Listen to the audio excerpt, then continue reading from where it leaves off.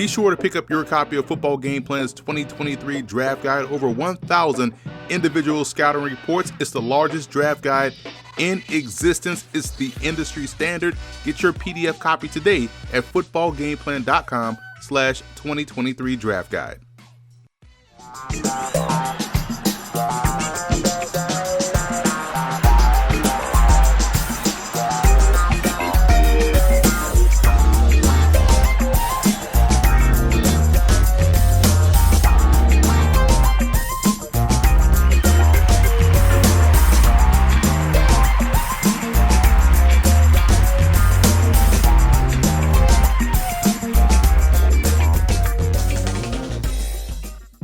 One of my favorite sayings at Football Game Plan is size is not a skill. If you're good enough, you're big enough.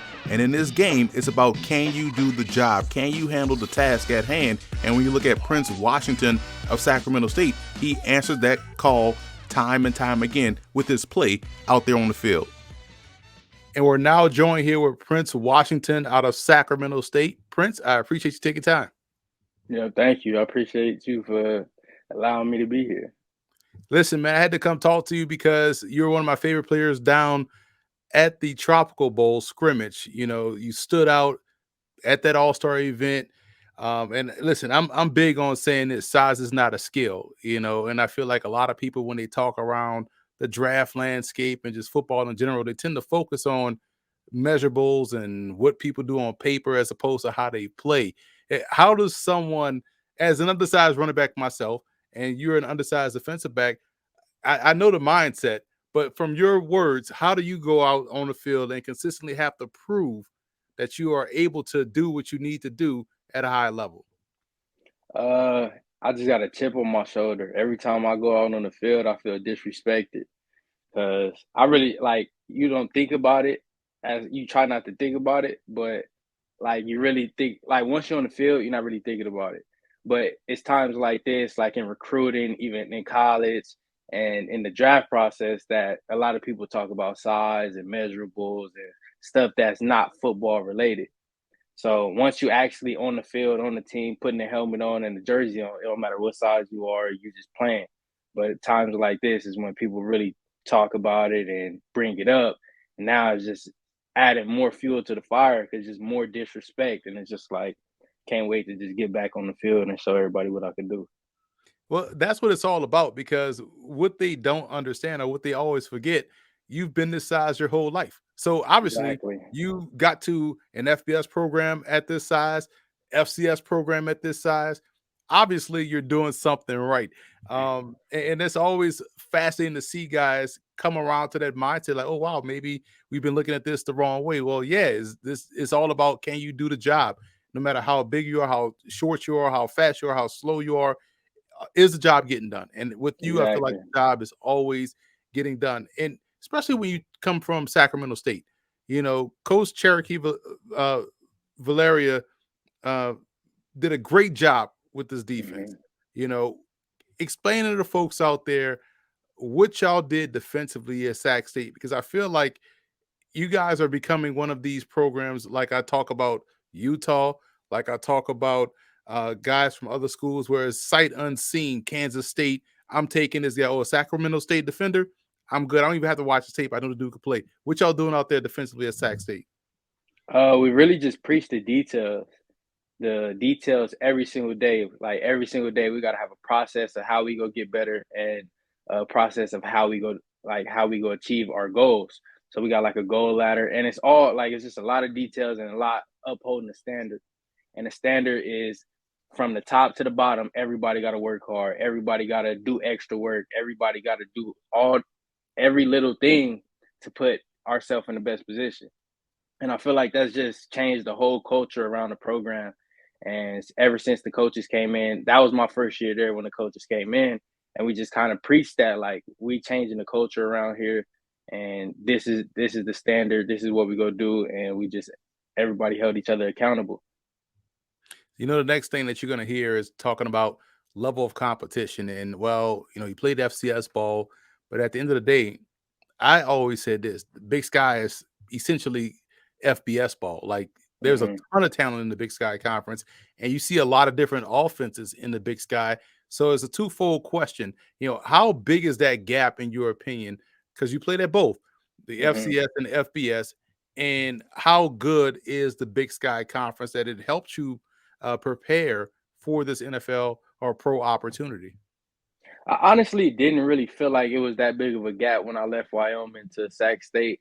It wasn't like really a big talent difference. I didn't feel like I was outmatched at Wyoming, and I never felt like I was outmatched at Sac State. I would say Wyoming helped me a little bit more with like pro style offenses. A lot of teams like Wyoming ran a pro style offense.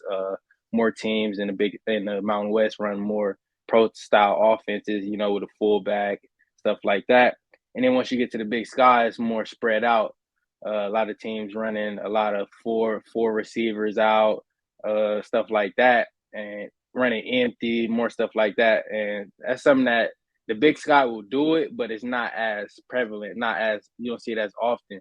So I feel like I was able to see both. I was able to get the physicality from the Mountain West, having to set the edge and really hunker down against fullbacks and stuff like that. So once I got to the Big Sky, it was like I'm already used to this. Like I have no problem setting the edge against a guard, a pulling guard, or tackle or fullback. Even though you really don't see fullbacks that much in the Big Sky, but I was just like I was already used to it, so I was able to see both sides, and I'm glad it worked out the way it did. Well, let's transition to what we saw down at the Tropical Bowl scrimmage. I was Mhm. impressed with your ability to match up in coverage. And he kind of moved you around, at Sac State. You kind of did a lot of different things. What was your mindset going into that All Star event? What did you want to accomplish? And what was some of the feedback you heard from scouts? My biggest thing was show everybody what I could do. Cause coming from an FCS school, a lot of people look past us. A lot of people think we can't play just because we from a smaller school or something like that. So my biggest thing was to go out there, show that I could cover everybody out there, show that I'm physical and I could tackle, and that I'm willing to play. I know we didn't do special teams there, but I'm willing to be a special teams player as well. So I feel like I did what I needed to do, and I feel like there's always room for improvement, and I just want to keep working. It's funny because what people don't understand about these all-star events, is there's a lot going on. And Yeah. so you got reps after rep after rep, and then, sometimes you taking notes, or Mhm. sometimes you may be looking down and, like my case, I'm sitting there, getting clips at practice, Mhm. while I'm sitting up top, and then you every time you look up, you're like, "Oh, dang, so and so made a play. Okay, cool." And then you Yeah. see pop up again, make another play, and it's like, all right, this dude clearly is making play after play after play. Did you Yeah. kind of feel yourself getting into that zone during that scrimmage?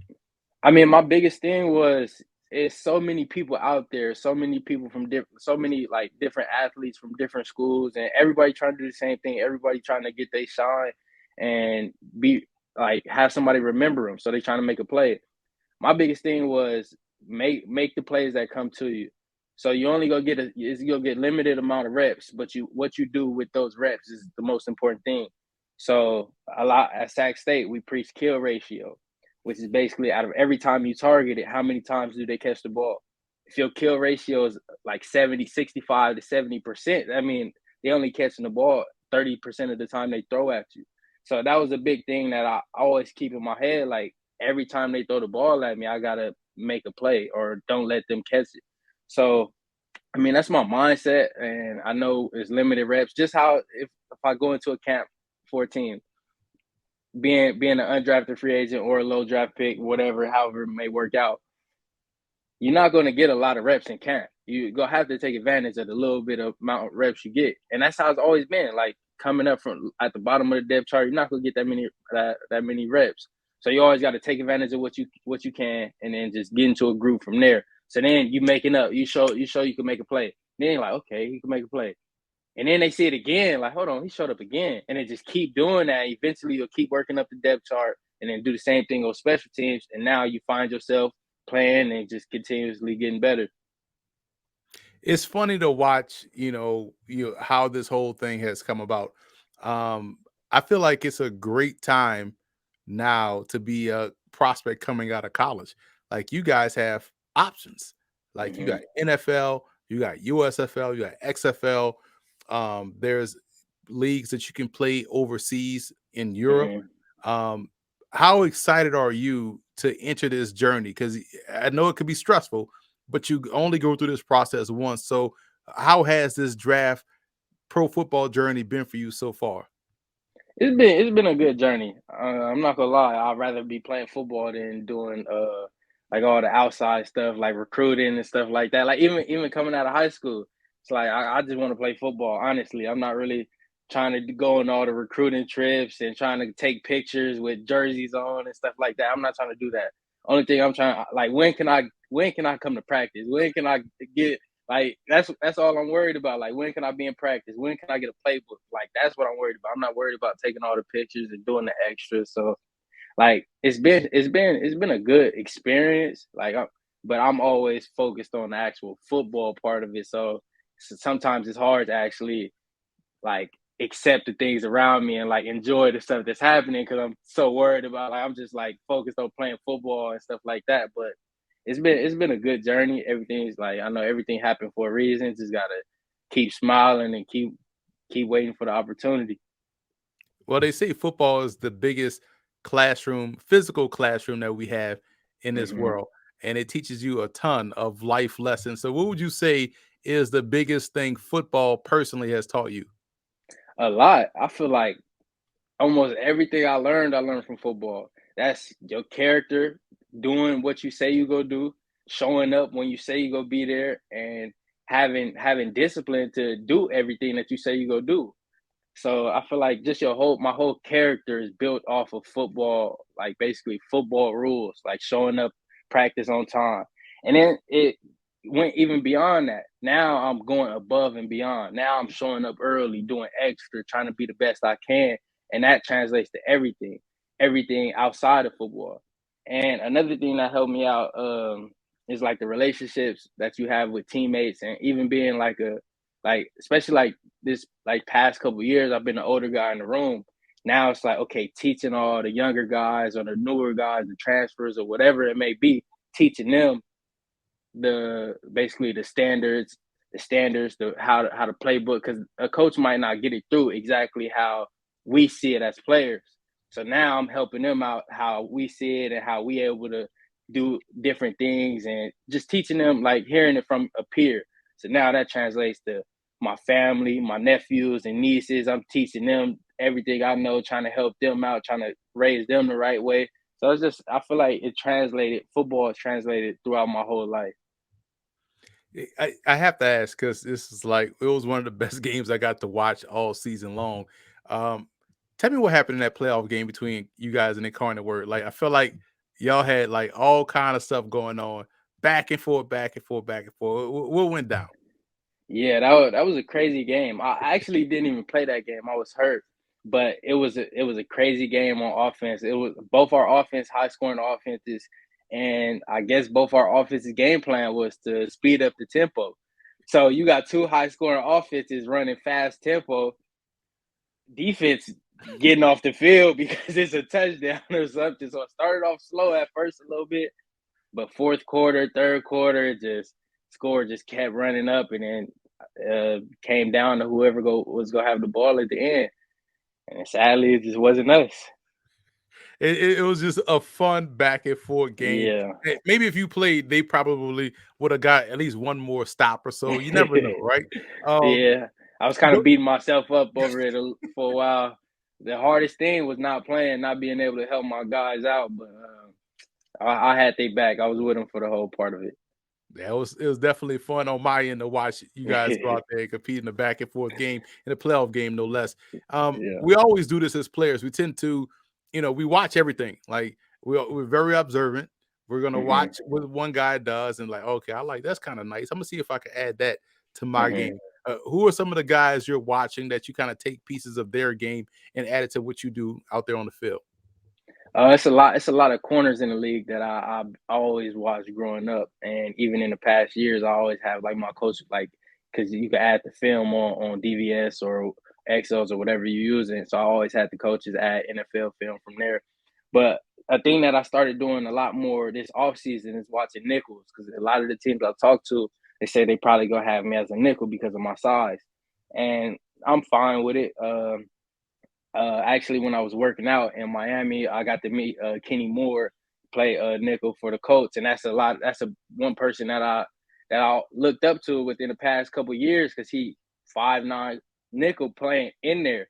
So talking to him, he's basically just picking his brain a little bit. Mike Hilton, watching his film, he's another short nickel guy, and just picking their brain, watching their film, and just picking up on little things that they do, their physicality, their technique, and how they able to play in at this size in the NFL and be playmakers. So I've been watching those guys, and even got to talk to Kenny Moore, and it was a good experience. Yeah, Kenny Moore is another small school guy, Hmm. shorter guy. Quandre Diggs is another one that you kind of remind me of with how physical you are and how physical he is. He plays for Seattle, or Hmm. Detroit. But there's a lot that you could learn from everybody, man. And I learned a lot about you today. And it's been fun to catch up with you. I saw you down at the Tropical Bowl scrimmage. And again, you stood out to where I had to throw you in the article, man. I was like, this dude been standing out. So where can people follow along with you as you continue on this pro journey?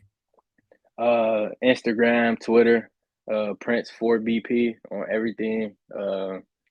Yeah, social media. Social media is the biggest way to follow along, and I'm gonna keep doing everything I can to be successful. Hey man, I've never seen hard work not pay off, and I'm glad you out there doing the thing and getting better every day and living Hmm. your truth in terms of what you want to go out there and see on the back end. So, Prince, thank you again for taking time. Thank you. I appreciate it.